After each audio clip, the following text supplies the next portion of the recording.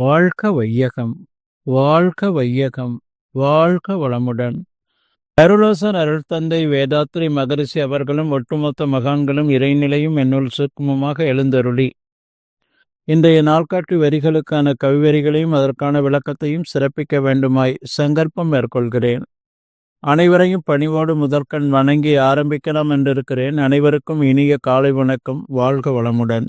இன்றைய நாள்காட்டி வரிகள். எவ்வளவு பெரிய குழப்பமானாலும் பொறுமை ஒன்றினாலேயே வெற்றி கண்டு விடலாம், காலம் இதற்கு உதவும் என்று சாமிஜி நமக்கு இந்த நாள்காட்டி வரிகள் கொடுத்திருக்காங்க. இதற்கான கவிதை வரிகள். நீர் நிறைந்த பாண்டத்தில் காற்று ஏறாது, நித்தியமா மெய்ப்பொருளால் நிறைந்த உள்ளம் ஓருலக பொருள் கவர்ச்சி உணர்ச்சி ஏதும் உள்நுழையா இப்பேறு தவத்தாரன்றி யார் பெறுவார் யார் தருவார், அறிவேதான் மெய்ப்பொருள் என்று அறியும் பேற்றை சேர்நிலையில் மனதை வைத்து வேண்டாத பற்றை செதுக்கிக் கொண்டே இருக்கும் விழிப்பு வேண்டும் என்று சாமிஜி ஒரு கவிதையில் சொல்லியிருக்காங்க. விவேகானந்தர் சொல்லும்போது, பேசாதே கேள் ஏற்றுக்கொள், அதிகம் பேசினால் அமைதியை இழப்பாய், ஆணவ பேச்சினால் அன்பை இழப்பாய், வேகமாக பேசினால் அர்த்தத்தை இழப்பாய், கோபமாக பேசினால் குணத்தை இழப்பாய், வெட்டியாக பேசினால் வேலையை இழப்பாய், பெருமையாக பேசினால் ஆண்டவனின் அன்பை இழப்பாய் என்று சுவாமி விவேகானந்தர் சொல்றாங்க. இன்றைய நாம் புரிந்து கொள்ள வேண்டியது என்ன? இன்றைய நாள்காட்டி வரிகள் என்ன சொல்லுது? எவ்வளவு பெரிய குழப்பமானாலும் பொறுமை ஒன்றினாலேயே வெற்றி கண்டு விடலாம், காலம் இதற்கு உதவும் என்று சாமிஜி நமக்கு கொடுத்துருக்காங்க. பண்பாட்டு கல்வியில சாமிஜி நமக்கு பொறுமை என்ற விளக்கம் கொடுக்குறாங்க. சாமி என்ன சொல்றாங்கன்னா, நம்மை சுற்றி உள்ளவர்கள் கூறும் அறியாமையான செயல்களுக்கு உணர்ச்சி அடையாமல் பொறுமை காத்தல், வஞ்சத்தை விடுத்து மன்னித்தால் முழு வெற்றி. நாம வாழ்ந்து கொண்டிருக்கக்கூடிய ஒவ்வொரு மைக்ரோ செகண்டும் நம்மை சுற்றி இருக்கக்கூடிய சூழல்களில் நமக்கு வரக்கூடிய அந்த ஒவ்வொரு செயல்கள்லையும் நாம பொறுமை காத்தோம் என்று சொன்னா அது நமக்கு முழுமையான வெற்றியை கொடுக்கும். ஒரு வாகனம் ஓட்டிட்டு போகிறோம். அந்த வாகனம் நாம் கவனமாக பொறுமையாக அந்த வாகனத்தை நாம் விரைவாக போகக்கூடிய இடங்களில் விரைவாகவும், அதே நாம் பொறுமையாக போகக்கூடிய இடங்களில் ஸ்லோவாக நம்ம போகும்போது அந்த வாகனத்தை சிறப்பாக நம்ம ஓட்ட முடியும்.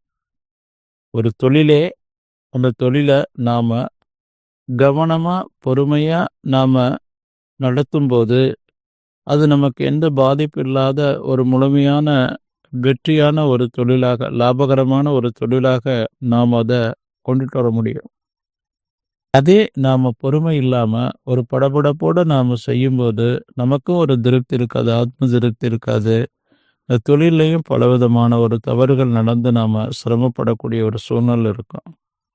இதே போல தான் இல்லத்தில் நாம் ஒவ்வொரு செயல்கள்லையும் பொறுமையாக நாம் செய்யும். ஒரு சமைக்கும்போது கூட நாம் கவனத்தோட பொறுமையாக நம்ம செய்யும்போது நமக்கு எல்லாமே கரெக்டாக இருக்கும்.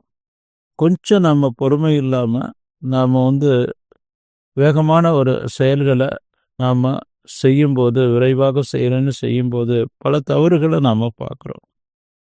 ஒரு உதாரணம், குழந்தை ஸ்கூலுக்கு டெய்லி காலையில் வேனில் போகும். மாலையில் 4 மணிக்கு ஸ்கூல் முடிஞ்சு 5 மணிக்குள்ள குழந்தை எப்போவுமே வீட்டுக்கு வந்துடும். அந்த தாய்மார்கள் எல்லாம் எதிர்பார்க்குறாங்க.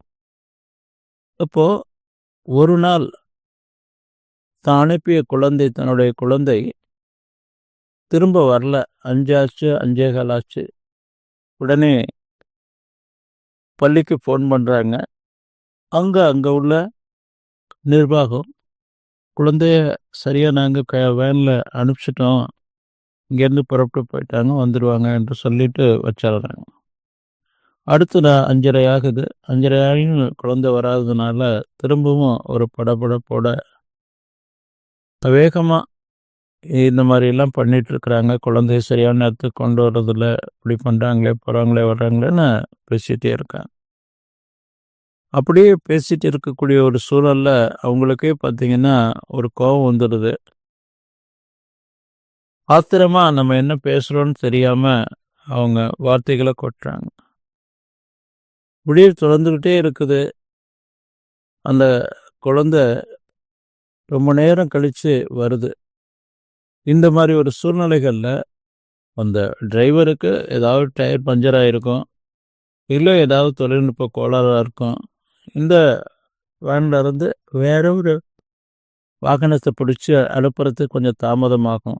இதையெல்லாம் நம்ம புரிந்து கொண்டு இந்த சூழ்நிலையை நாம் வாழ்த்து காப்போடு நாம் பொறுமை காத்து நம்ம தெய்வீக நிலையில் இருந்து வாழ்த்தும் போது அந்த தடைகள் நீங்கி அந்த காரியம் சிறப்பாக நடைபெறுவதற்கு நாமும் ஒரு உதவியாக இருக்கிறோம். நன்றியோடு நிறைவு செய்து கொள்கிறேங்க. இன்றைய சிந்தனையை வாழ்க வளமுடன், வாழ்க வளமுடன், வாழ்க வளமுடன்.